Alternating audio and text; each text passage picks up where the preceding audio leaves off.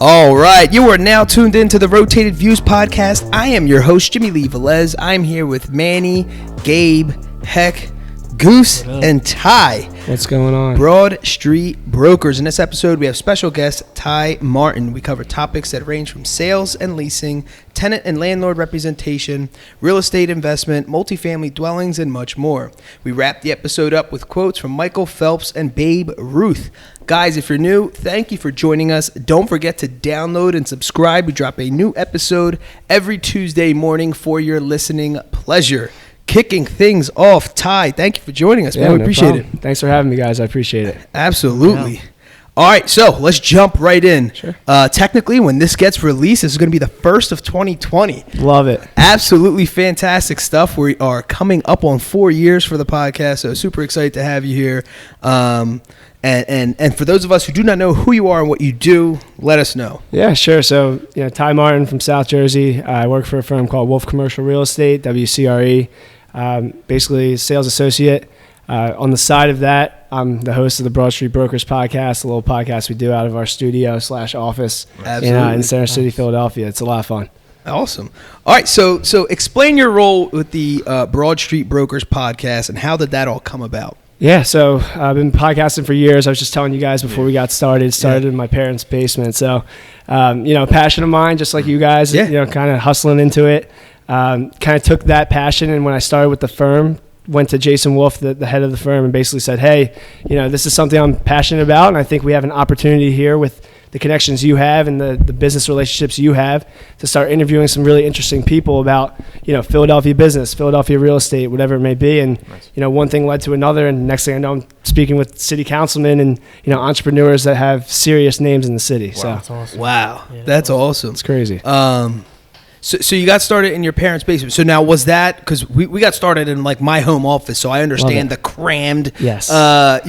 We were sweating bullets in there for years actually. Until summertime wasn't a good part of the year. No, summertime was not good. So with our equipment at the time, if we had the air on, it would pick up that background buzzing noise. So we had to keep everything off, and so it got really bad when we started having guests. Yeah. And we had one guest in particular who was like a female, and the only reason why I say that is because I felt so bad. She was dripping with sweat, and we were all in this room like, dude, we got to figure something else out. But that's part of like the great story that this is now, right? Absolutely. So, I was telling you guys too, my parents' basement's where mine started, like many people's careers with stuff. Oh, I started in a basement, I started in a garage. Yeah. But no, it was one of those experiences where we were kind of figuring it out. Yeah. I mean, seriously, throwing stuff at the wall and seeing what stuck. Yeah. And we basically went from, recording and having just kind of low ceilings and open area there to, hey, let's hang up some blankets here and maybe that'll get rid of some echo or whatever it may be. And you kind of learn as you go. To a point now where I'm overlooking the city interviewing people and I can't believe where I get to record. Just like you guys are here in an awesome barbershop and you guys are recording an awesome setup, great equipment, unbelievable mixer in front of me. But I'm sure you guys started with something very basic, right? Same as me. I mean, we were sitting there with 4 laptops and 6 guys sitting in the basement looking at each other like, all right, what are we going to talk about today? Sounds like us. It's crazy how it goes, man. It's crazy. So, it's all, I guess, steps in the progression. And absolutely. 5 years from now, you guys are going to be like, remember when we recorded in the barbershop? Now we're wherever. Yeah, absolutely. So it's cool to look back and kind of think about where you came from. So what was your first show with when you made the Broad Street Brokers? How'd that go? And, Mr. Wolf himself, what did he think of it? So it was funny, man. It came with a lot of pressure. Not because, like, I felt like there was all these eyes on me. It wasn't like that. It was more, I'm jumping into something new. My old podcast was very like sports and comedy centric. Yeah. So to jump into talking about, business, millions of dollars, legal terms, everything like that, like it was definitely new water for me to tread. So the first episode we interviewed Brad Malotsky. He's a lawyer, real estate attorney. And I found myself like right when we sat down getting really nervous. And that's something like, I can't believe I'm saying that right now because I could talk to anyone. Walk and talk to you 5 guys. I've never met any of you. But Very, very nervous. And Yeah. right off the bat, thank God he's a talker. And he'll agree with that. I'm going to send this to him. Thank God he's a talker, because I would have been dead in the water. Yeah, I mean, I yeah, really yeah. would have been. But you find, you know, and I'm sure you guys the same, like you find when you have someone that can really speak on a podcast, you kind of let them go, just as I am right now. Yeah, But, it's true. Yeah, the first episode was with Brad. He really was, you know, generous enough to give me his time, and we had no name at the time, and to really give me an hour and a half, whatever it ended up being. You know, I'm lucky to say that he was my first guest, and forever, if you go back into the archives, that's the first episode. So Wow. Thank you, Brad. You know, very lucky to have him on. So how many episodes have you recorded thus far? So we just released episode 12 last week. Nice. We have episode 13 in the bank. Nice. I can't say who it's with yet, but Nice. but yeah, it's still pretty new. Yeah. It really started to come on, I would say, late summer, early fall. Okay. It was a vision of mine since I started with the firm last January, about a year ago. But with that came a lot of strategy, a lot of planning, a lot more sessions on the mics than I thought I would have had, with just talking about the business, because I was learning the business as I was planning for the podcast. So like, you know, I started recording test episodes and test little trials in April, but then in June I knew way more than I knew in April. So I'm like, throw those out. Yeah. Get rid of them, you know, because now I know about cap rates. I didn't know about cap rates 2 months ago, whatever it may be. So yeah, we're still pretty new. Yeah. But it's starting to roll. So That's awesome. That's Yeah. awesome. So for every episode, just to understand, Sure. you have a guest. yep. Oh wow, that is awesome. So you're starting out. I mean, well, you're not starting out because you had a previous podcast. Yeah. But you know that's not easy, right? Yeah. So I mean, just you know, super props to you guys, because to have guests on a consistent basis, these guys see how much work there goes on in the background to obviously to make that happen, and to not only that, to have people like yourself, relevant guests, Appreciate that. bring, you know, something to the table, right? Because we all know there's a ton of people who you know, may desire to be, and I don't know if it's just the right setup just yet. Right. Maybe, you know, you got to be in the cooker a little bit longer. But we don't necessarily turn people down. We kind of just say, you know, it's coming. Right. You know? And we are booked out like month, maybe 2 months out anyway. That's awesome. And we do record every week. So by the time that time comes, it has happened. That person was ready to rock and roll, and we have fantastic guests. But you have to go with what your audience needs. Exactly. Yeah, there's something to be said about that, because I think that there's definitely people we want to have on the show or want to come on the show, and we basically have to pivot.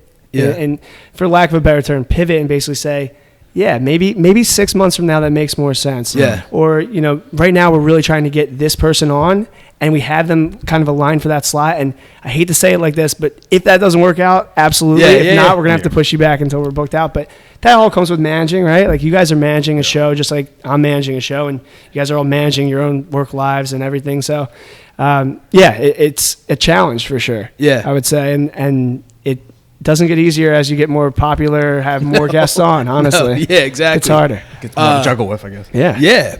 And I guess my question too is, do you guys have like a set like itinerary? Do you set something up? I'm sure obviously you do your research on the guests, but Right. is there any other prep for the show that you need to do? So you might hate this, Yeah. honestly, because you're very well prepared. I print a sheet as well. Yeah. I am very big on, I'll take the hard facts that most people would know if you know who I'm talking to, like Sure. whoever it may be. I'll take like 10 hard facts. Yeah. I'll then ask them about their life before that, because most people won't know yada yada guest grew up in this town in Delaware, and Sure. they had a hard upbringing, and that's where they got their drive, whatever. But from there, I try to discover while I'm interviewing. Yeah, absolutely. And maybe that's a different strategy, and Yeah. there's no right or wrong, you know? Yeah. So for me, I think that a lot of the time I get my mind blown on the mic with something that maybe other people knew already, but for me, it's genuine because I really didn't know that about you. I didn't Yeah. know that you closed this deal, or you were down to your last dollar, or whatever it may be. Yeah. So that's kind of how I approach it. Yeah, absolutely. It's interesting every time I listen to a new artist. We're kind of just talking about prior to the show starting. We were talking about a mega star, basically of our decade, right? For the last decade, I should say, Drake. Yeah, man. And we were talking about him, and it's interesting when, you know, new artists come on. You unfortunately, this is like a very natural thing most people do is they take them for what that first song came out is, right? Yep. And that's it. It's either you liked it or you threw it out the window. You know what I mean? Or it's like, or the radio plays it so many times that it just grows on you. You know what I mean? It's just like, all right, I kind of like it, I guess. That's so true. But one of the biggest things that I've done when it comes to the music industry for at least the last 10 years, at least, has been I need to listen to a bio or an interview of this person first. I like that, though. Before I throw that out the window. Because sometimes the songs aren't even that great. It's their stuff that got them there that's even better than like whatever that company and that label wanted to put out first. So just not to talk too much about Drake, but it's fresh in my mind because I just listened to that interview. He talks a lot about how his best work were the mixtape life leading up to his first album. And his first album had a lot of features, but it wasn't his best work at all. Yeah. And he even said, like, yeah, we got a lot of names, but if anyone listened to me on that, like, they could have thrown me out the window, like you said. It's more about, like, finding that whole body of work to that point. Yeah. And then, you know, whether you believe in it or you give it another shot, I mean, after that, for Drake, for an example, you know, who's touched him in the last 10 years? No one, Right, you know? absolutely. You could have thrown him out after whatever, Take Care or whatever the first absolutely. album was. So. It's cool to see someone be that reflective. Oh, right? yeah. Because sometimes, you know, when we first came out, we thought this was awesome. Yeah.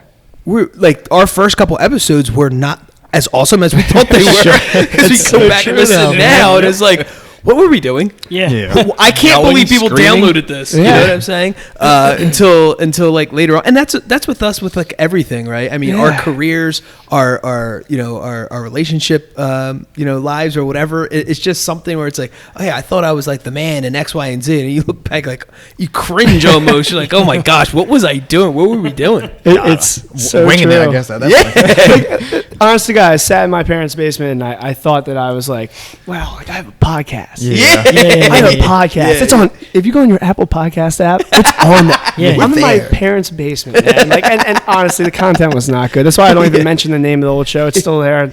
Don't even mention it just because it's just not worth it. But Yeah. that's exactly right. Yeah. Being self-aware in that regard is very important because otherwise, if you think that you're great, it doesn't really matter. There's no room for improvement. Yeah, exactly. Because you're just going to stay the same plateau, little whatever you got going on, you know? And it's true, and you know, being this is the first episode of 2020, right?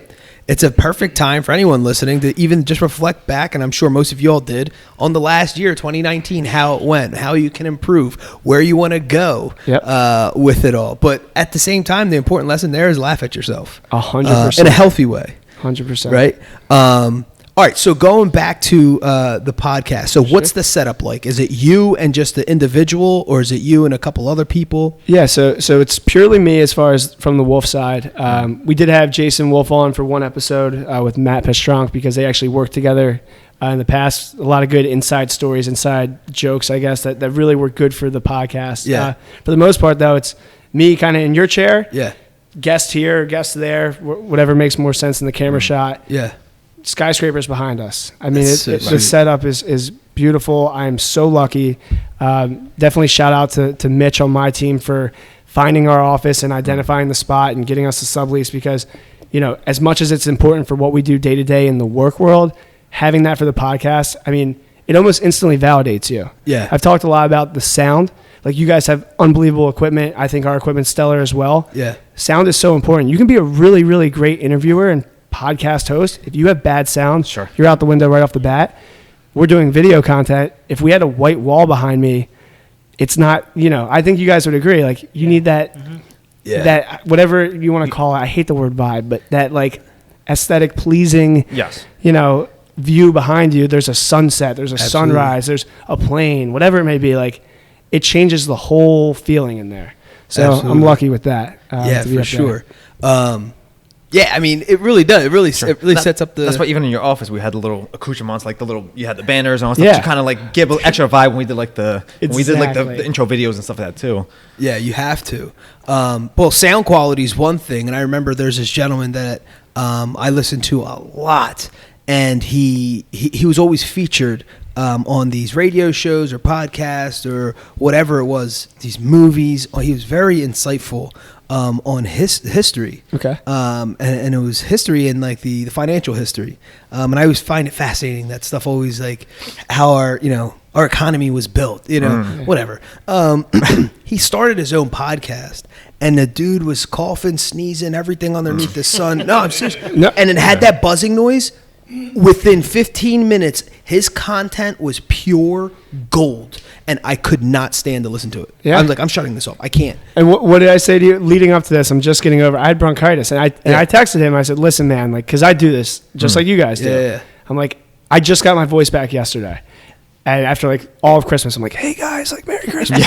So like I wasn't gonna come on because for you don't want the guy with no voice on. Maybe the conversation would have been great, whatever. But your listeners, like it's just crap to them. You want to have good stuff for the people that are putting 30, 40, 50, 60 minutes into listening to you talk, me talk. Absolutely. It has to be quality from the mics to the environment to everything else. So absolutely. And that's a big point why we suffer through the heat of sweating, because we didn't want the fan in the background the whole time or all the extra noise and stuff. So that's our biggest challenge. Yeah. Our biggest challenge right now is we're in an office building where we don't control the thermostat. Even if we control it in suite, like it'll turn on when it wants to, and we'll be in the middle of an interview and you'll just hear. Yeah. And thank goodness our mics are good. Yeah. Because if not, it would be so distracting to me. Like if I didn't know we had good stuff, I wouldn't be able to keep going. But for the most part, it doesn't pick up. But I know that battle. Yeah, no, that is a good point, though. That was the reason why we suffered in the heat that long. But speaking of content, what kind of topics do you guys discuss on the podcast? So I hate to say it's around money, but it is, man. Yeah. So much of it is about being hungry for money. Yeah. And then once you have that money, what you do with it. So I'll take Rick Foreman, for example. Foreman Mills. You guys all know Foreman Mills. Yeah, absolutely. This guy was, he was at a flea market when he was, I think, like 15, maybe even younger, like buying T-shirts and then just standing up on a table and selling T-shirts. So he'd buy them for $1 a piece, and then he's doing, I don't know, like 3 for $4. So he's making like 30 cents on a shirt, whatever it was. Yeah. But he talks about like that hunger and how like you never lose sight of that. So there's a lot of stories about that, like the hunger that gets you to the next level of becoming extremely successful, becoming a multimillionaire. In his case, much more than that. Yeah. So a lot of it's about that. I try to keep it more to like, hey, you're successful. How'd you get there? It ends up talking, we don't talk dollars and cents per se, but we do talk about, the success that comes with money. But what I love is almost every single one of the people I've had on the show talks about how that money's, giving them the opportunity to give back, whether it's to start their own company. We had Michelle Skeen on. She decided to start her own 100% women-owned accounting firm. So wow. I'm a woman in business. I decide I get rich, I want to only hire, or I only want to start a company with other women. Like that was her message. That was so important to me, like to hear that from, her point of view. So it's a lot about building success, making money, but then using that money to create, or make a difference, really. I love it. Yeah. Dude, that's awesome.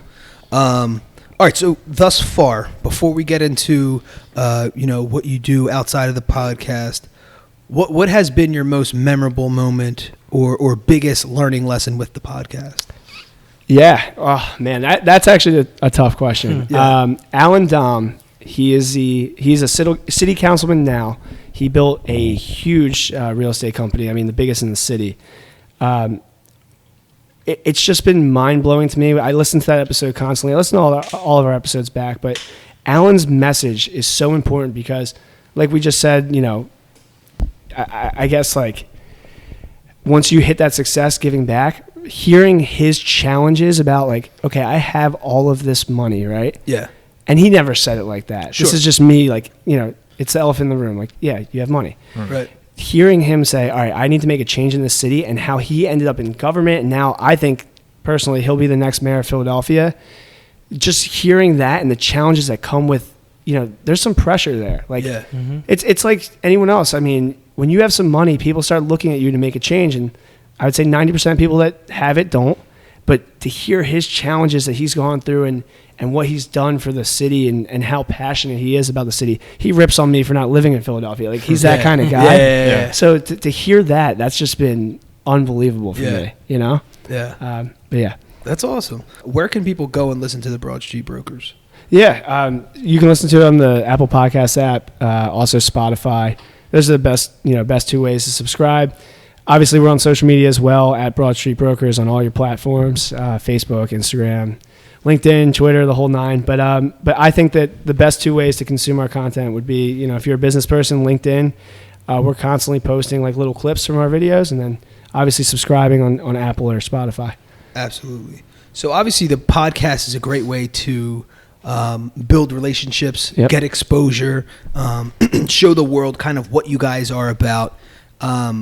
How in other forms have you helped build relationships in Pennsylvania? Obviously, you're coming from Jersey, but how have you helped build relationships in PA for, you know, WCRE? You know, I'm lucky enough. I sound like the quarterback, right? But I have a great team. I really do. You know, I'm a year into the business, almost to the day at this point, and having great people around me has given me such an opportunity. I mean, walking into this business knowing absolutely nothing.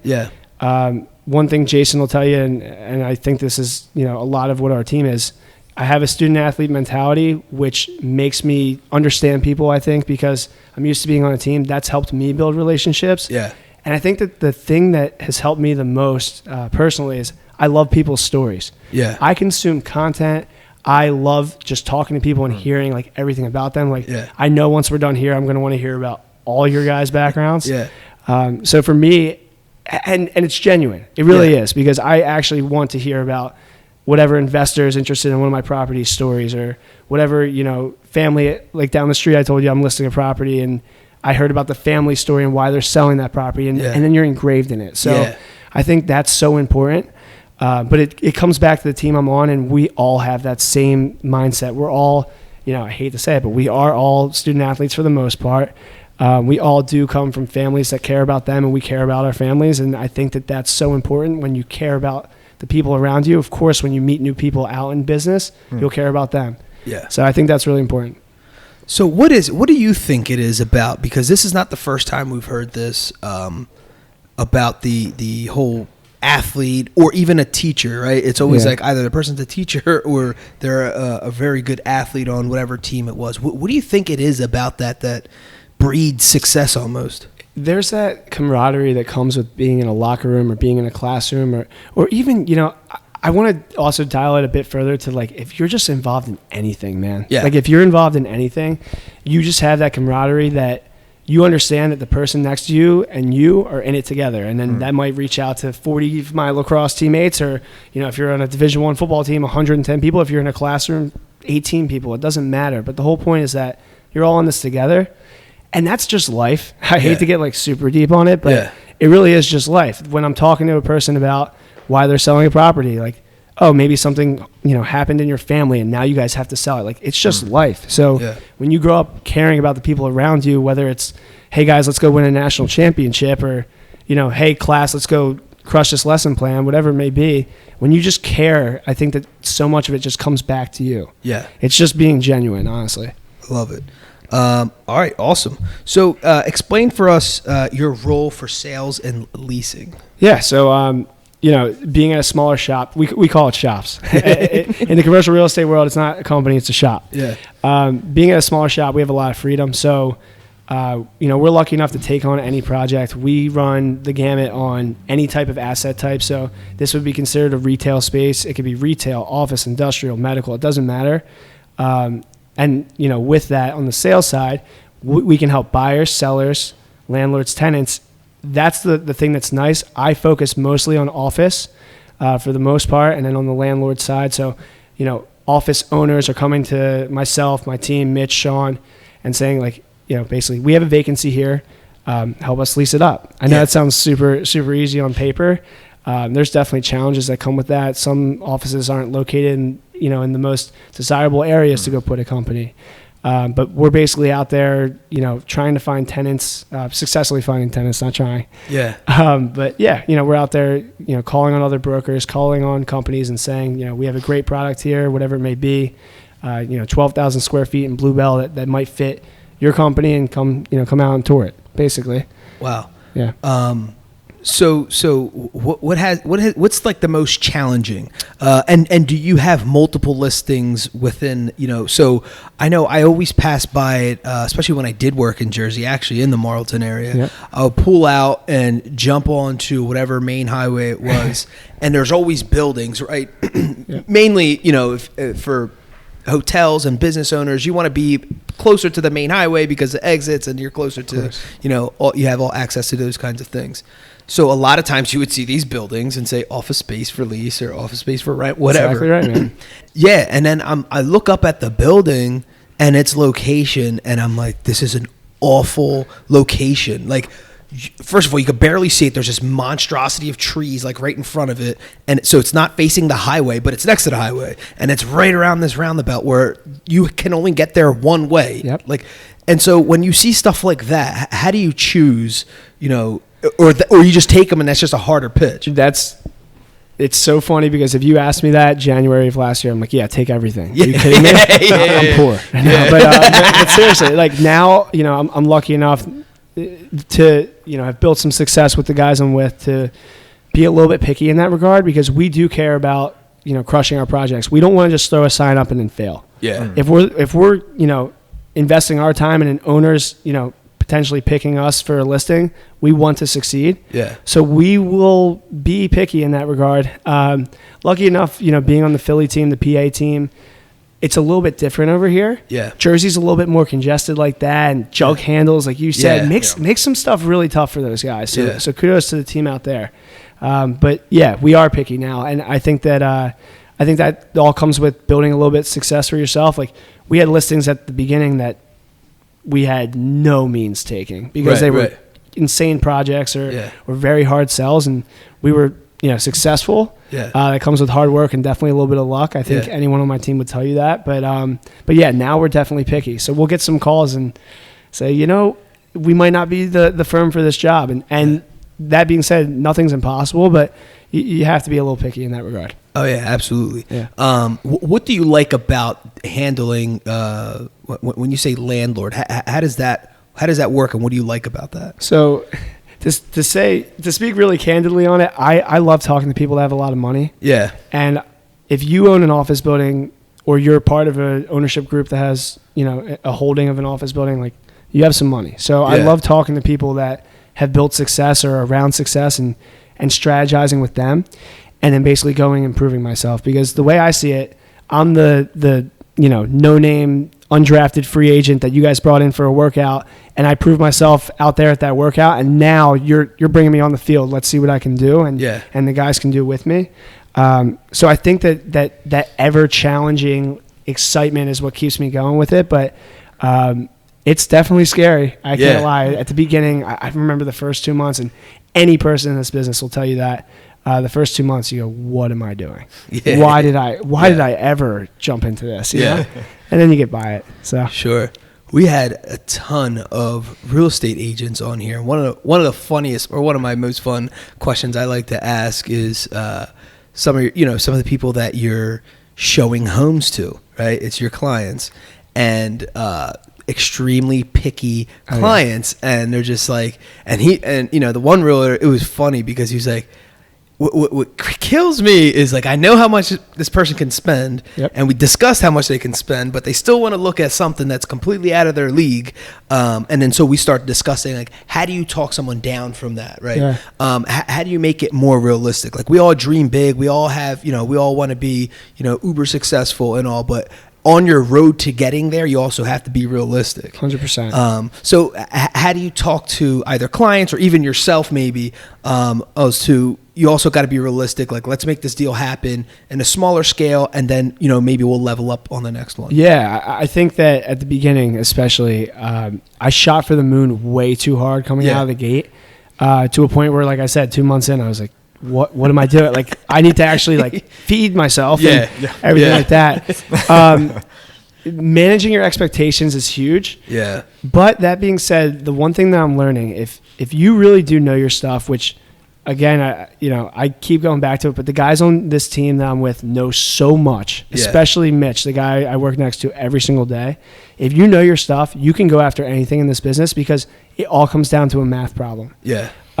So for us, we do shoot high, but some of our clients, like you said, depending on the space on the property, we do have to have that conversation, and it's never easy. Yeah, for sure. Like even right now, the listing down the street, like we've turned people away because $650,000 for a property is a lot of money. Like it's a lot of money, even if it's an investment property. Like you got to come up with, Absolutely. So it's a tough conversation. It definitely is. But on the flip side of that, we're starting to have no fear in talking to an office owner about buying another $20 million property next door or whatever it may be. So it's really, it's interesting. It's like that give and take of it. Thank God for these guys. I mean, otherwise I don't know where I would be with this. Yeah, it's crazy. It's amazing that you say that too, because one of the realtors that we dealt with, it was like mind-blowing because she was, first of all, when me and my wife were buying our house, we were first-time home buyers, and there's a lot of stuff that I thought I knew that I didn't know. I'm like, holy smokes! I'm like, what are we doing? And she just broke it down. And some people have a way with that, right? So I thought, maybe she's just kind of catering to like the new home buyers, and she's just really good at that. And I never forget. She said, I'm on my way. One time we were going to meet her at a house. Like, I'm on my way from Philly, and it was very interesting to showing a home. I apologize for my tardiness. I'll be there. I'll make it up to you guys, but I'll be there, whatever, in 20 minutes. All right, bet. She shows up. She looks at the house, like gets into this house, and she's like, you guys don't want this. This is not what you want. Tells us, right? And then goes, see, I like that you guys are students because the last, that last house that I just got done showing was a multi-million-dollar home that I told my client to decline the buyer and select another buyer who's giving them the same amount of money, and I gave the reasons why, X, Y, and Z. And I sold this house, right? And then came to us, and she's going to make pennies if we bought this house, and told us don't buy this. Showed us the very next house we bought. She told us to buy it, and we bought, and we've been there since. And while we were signing papers, she was on her way back to Philly to help a single mother buy a $25,000 house in Philly. That's awesome, man. So you see like that, we were in the middle. There was someone on either side of that scale, and you're like, and she was humble. She didn't boast about it. She was explaining her reasonings, and she's like, this is the business. I apologize, but sometimes you get, stuck with things like this. Yep. And it was her having a banter with this guy trying to sell his property to the wrong person. She didn't think this person was going to approve. That's the whole thing. That's crazy, man. But yeah, and so it's pretty neat that you guys also do that. Yeah, I think real estate on any level, residential, commercial, it doesn't matter. First of all, the thing that's interesting about real estate, it's everywhere. You can't deny it. I mean, there's a house in every corner. Yeah, right? I mean, we're literally in real estate right now. My dad has a quote. I'm going to butcher it. Something like, buy land they're not making any more, or something like that. But anyway, whether it's residential, commercial, like, first of all, it all comes back, again, to being a good person, having ethics and everything like that. But there are so many different, I guess, like, stories and paths, and whether I'm in Center City talking about a Center City office, or I'm out here talking about laundromat. It's two different stories, but it's still real estate, right? It's so interesting. That's what gets me out of bed to do it every day. You don't know what you're doing every day. Right. It's like every single day. It's just hilarious to hear one of my coworkers say it the other day. Like, we're shooting from the hip. Right. We're educated. We're tactful, but we are shooting from the hip. We're coming out and we're rolling around and making stuff happen, So that's a really cool story on your end, though. For sure. All right, so explain to the folks out there listening, multifamily dwellings. Yep. What's the importance if someone wants to invest in that? What are the benefits? Explain how that would actually work. Yeah. So a lot of people are familiar with Grant Cardone. Anyone that has an Instagram is probably familiar with him. So he's like the number one example of in your face, like, he's doing it. A lot of people are doing it very quietly, but he's good. Multifamily dwellings, to dumb it down to the littlest, I guess example would be a duplex, a 2-unit home, right? So you have, whether you're buying and living on one side and renting out the other, or whatever it may be, or you're renting out both of them, it's an investment property, but you're getting two kinds of income on one plot of land. a lot of people, are interested in becoming a real estate investor and buying a single family home here, a single family home there, a single family. And hey, a lot of people build success doing that. But the multiplier is when you can buy a multifamily home, whether that's 2 units, 4 units, 200 units, 1,000 units. That's when the multiplier comes into place, because you're on one piece of land, one tax bill, but you have all of those units bringing in money. So, you see people in Philadelphia doing it right and left right now. Matt Pestronk, who came on my show, an unbelievable developer and multifamily owner. It's really one of the smartest, in my mind, and most lucrative ways to invest, because, again, real estate's not going anywhere. Right. If you find the right place to invest, or if you can build, you're creating a savings account like you've never seen. Absolutely. So that's kind of dumbing it down, but that's what it is. Yeah, absolutely. We talked about it. Like my brother Goose, he just moved into a new spot, and across the street, it's a multi-family dwelling, and I'm like, that guy's crushing it. Yeah. We're counting the mailboxes. Yeah. I'm like, dude, there's 6 mailboxes, because initially we thought there was 4, right? Yeah. And I was like, holy smokes, there's one on the other side, and we saw someone grab mail. I'm like, this dude is crushing it. It's I'm telling you right now, to go back to it, even the laundromat I'm selling right now. Yeah. Above it's a 2-bedroom apartment. So even if you were going to own that, rent out the laundromat, rent out the body shop in the back, now you have a residential unit above that. That's where the real money is, because that person's not going anywhere for the most part. Right. You get some people that come, they go, the tenant in there has been there for 28 years. Wow. 28 years. 28 years of every single month you're making X dollars. Sure.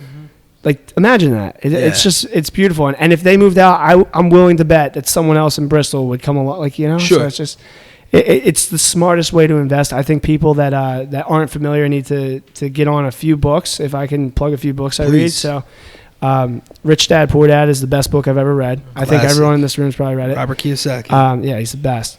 I would say Set for Life, Scott Trench. That speaks a lot about real estate investing and building that, portfolio. And then the third one, and I'm not 100% sure on the name, but you'll find it. It's like the book on house hacking, or how to house hack. Oh wow, that's hard to say. No, seriously, right? But it comes down to, if you're living somewhere, how can you make money on the space you're living in? So whether you take on roommates or whatever. But anyway, I'm very passionate about talking to people that are interested in real estate investing, and multifamily really is where the money's at.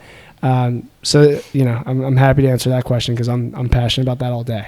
Yeah, and if you think about it too, if you have renters that have that level of resume that they've been paying, or there for 20 years or whatever, even 10, 15 years, if you want to sell that multifamily dwelling, right, you have a proven track record, like this sells. So now take that and we roll that into the commercial world. So multifamilies, I would say, from our firm, a smaller arm. Sure. But take that exact same example and roll it into an office, right? So you have national company A, whatever it may be, and they've been with you for 10 years in that office, and they just signed another 10-year lease. If you're going to sell that building, you can guarantee they're going to be there for another 10 years. They're not going to run out of money. They're a national company. It's the same thing, but that's multiplied times 10, because we're talking business dollars, not someone's salary. Yeah. It's crazy. So you're from Jersey. What is the deal? No, I'm only kidding. But no, seriously. So, all right. So we've had family in Jersey. We've worked multiple jobs in Jersey. I'm very familiar with New Jersey, right? Yeah. And one of the things I've noticed, I don't know why, it just stands out, is the dilapidated properties of shopping centers. Yep. Why? And then across the street, they're building a brand new one. Can you explain that? So retail is you want to talk about the Wild West right now. So retail really is the Wild West. You have companies like Forever 21, where I guarantee every person in this room, if you've dated a girl, they've shopped there. Yeah. I've bought Forever 21 gift cards and whatever multiple times over. So how does a store like that go out of business or go bankrupt? Retail is just not what it used to be. Yeah. And this is what every podcast talks about. But Amazon and all these online retailers have truly started to kill, your mom and pop shops, even some of your big businesses like a Forever 21. So that's why you're seeing these retail centers just dying, because tenants are either not renewing their leases because they're out of money, or they're just breaking their leases in the middle and a buyout, whatever it may be. The new shopping centers you're seeing that are going up are having different types of stores, different types of uses. So experience is a big thing now. You'll see a shopping center where a Walmart used to be. Now it's a go-kart track. Yeah. You get what I'm saying? Yeah, absolutely. Because now, like, maybe that Walmart wouldn't have lasted, but you can get people to probably go out and have some fun riding around go-karts in that big building. Literally that happened to us in our town where there was a Pathmark. I don't know if anyone knows what a Pathmark is. It was growing up in the 90s. It was a massive supermarket. I mean, massive. Like, literally the size of a Walmart. Yeah. And this was like a supermarket. Been shut down for years, right? I don't know, maybe 10 years that place been shut down for, at least. Anyway, long story short, Funzilla bought it. And Funzilla is laser tag, go-karts, pitching, batting machine. And even the Chamonix now, the Sears has been closed for probably, I don't know, a year or something now. I went there the other day. They're putting like a Dave & Buster's type place in it. Exactly. Yeah. If I told you guys 5 years ago that you and all your buddies were going to get together and throw axes at a wall, or you're going to go to an escape room, you'd be like, dude, what are you talking about? Yeah. But these are the old whatever store that became now an axe throwing place. Like, it's truly like, and you're getting the really, really, really, smart entrepreneurs, the savvy entrepreneurs going, okay, that space, they need someone to come in and lease it. I'll get it for half as much as someone else leased it for, and here's my business idea. Yeah. Take axes and throw them at a wall. Where's the upfront cost there? Maybe some liability. But right? Yeah. It makes sense. True. Yeah, it's crazy. What about the classic, absolute classic? And you tell me what's the thinking behind this? The temporary stores, like your Halloween stores, that they just rent out this vacant whatever for 3 months. So what's that? I'm not extremely familiar, but I was just thinking about this. Obviously, we're not that far removed from Halloween or even some Christmas pop-up shops. You have to think they're paying a premium. Yeah. But then again, it really depends on the deal, because if that space is vacant anyway, you'll take someone in there for 3 months on a term. Usually, obviously the longer you're in there, the landlord likes that more. But yeah, I'm perplexed by that as well. You'll see today a little bit different than, I guess, not generations, but the years past. You'll see like a clothing store that's really online for the most part. State and Liberty, Muggsy Jeans. They'll come in and throw a pop-up store in for 2-3 months somewhere and see how it does. And if it does well, they'll probably sign a longer lease because it's proven then. Gotcha. What they do is they build their stacks of cash online and then go, all right, let's make a jump. Rather than have all the upfront costs of having a store first. It's actually really smart. But, I'm actually really curious about that. And I've thought about that quite a bit. How much more is a Spirit Halloween paying for the same space than, I don't know, if you put like a Pier 1 Imports in there. I don't know. Yeah, for sure. Yeah. What about hotels? Are you guys involved in any of that stuff? Me personally, not as much. The firm, as far as selling what used to be a hotel or selling land for hotel use, yes. Honestly, not something I'm super, super familiar to speak on. But that being said, even that world's changing because of Airbnb. Yeah. And what's the other? It's like Jet something. It's like another service just like Airbnb. These services are coming in, and now some governments are fighting it. There's major cities, I believe DC is the most recent one, to just outlaw Airbnb. So imagine you own 20 homes that you're Airbnb-ing. Like, your whole life just changed. Yeah. Seriously. Now you have to be a traditional real estate investor. But I think that whole world's changing too. So, I'm trying to look for the next thing. Yeah. That's just how I'm approaching it. The team's approaching it. So hotels for me, whether it's working on either side of the spectrum, could be a little bit more nerve-wracking than, industrial is extremely hot right now. Like the Bristol Industrial Park down the street's on fire. I mean, deals are getting done there, and there's a bunch of interest there. So we're more geared towards those type of transactions, but hotels are certainly a big commercial transaction whenever it happens. So yeah, for sure. Where do you see the future, right? So you're coming up on a year. Again, we talked about it earlier, with the podcast you got going on, the Broad Street Brokers. What do you want 2020 to look like? Yeah, 2020 for me. So me personally, first of all, I just want to beat what I did last year as far as a sales volume standpoint. And that's so important. And that's one thing, Kevin, one of your guests you had on here, our chief sales officer, he's so big on being better than you were yesterday, last week, last year. So that's the biggest goal for me. But then with Broad Street Brokers, it's to have, even bigger names. And we had Dave Meltzer on. I mean, for me, I couldn't even believe that I'm sitting across from this guy. But, have bigger names, have more impactful conversations, bring more to the table on my end, not just ask questions, but bring some value back to them. Absolutely. Drop some Philly knowledge on them about real estate that they may not know. Because right now, a lot of it's me learning, not that there's anything wrong with that, but that's a goal of mine. But really 2020, it's to take both those avenues, whether it's my real estate transactions or the podcast, and just amplify them. Yeah. And a lot of people say that every year, like at the end of the year, like, next year, like next year's my year. But like today I was sitting in the office with a couple of our guys, and, we talk a lot and then we all get quiet. And I'm just looking around at like the focus of the guys around me, and I'm like, yeah, we're going to kill it. We're going to kill it. Yeah. This was the first year of the Philly team, and like, maybe we made like a 1% splash. Yeah. And like next year, I just see it just being like, we have a couple new guys. We just hired Phil Costa, used to be Tony Romo's center on the Cowboys. Like, he's on the team now. Like, one of my best friends, Sean, just came on with us. Like, we're ready to go. Yeah. And I mean that with like all the fire in my heart right now. Yeah. Like, I'm ready to just go out with these guys and just kill it. Yeah. So that's where I'm awesome. at. Yeah. Heck yeah, man. That's awesome. All right. So for all these folks that are listening, Sure. Someone out there is saying, wow, that's a lot. Right. There's a lot going on there, but it's all positive. It's all good. It's all forward thinking. It's all in the right direction. It's all passion. It's all, being consistent, persistent in everything you want to do, the goal setting, being realistic, and really setting high expectations, which to provide yourself the life that you guys want and you deserve.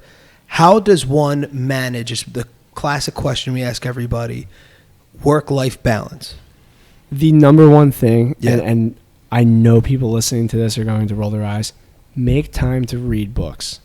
Just read. Yeah. I got away from that this year, and it like literally is like a ticker in the back of my head that makes me so mad because I was so focused on the new business. Yeah. Take that time.